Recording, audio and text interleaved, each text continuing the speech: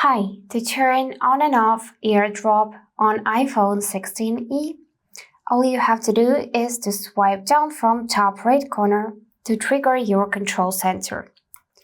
So make sure that you selected this first page with Hard, and now tap on this square tab once and you will see all of your essential tools, and in the list simply pick AirDrop.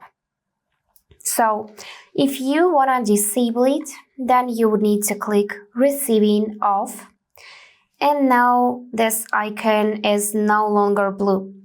To enable, select either Contacts Only to be able to share some files with your contacts list, or pick Everyone for 10 minutes, and with this way you can send some photos and so on to people who you really don't know. So if you don't know how to use it, then let me show you.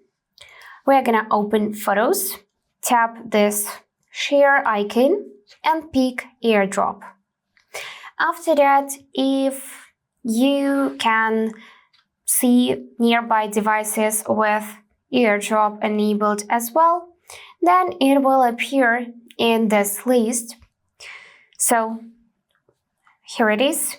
You need to click on this device, and on other device you need to confirm that you want to accept some files from this one, and they will be transferred.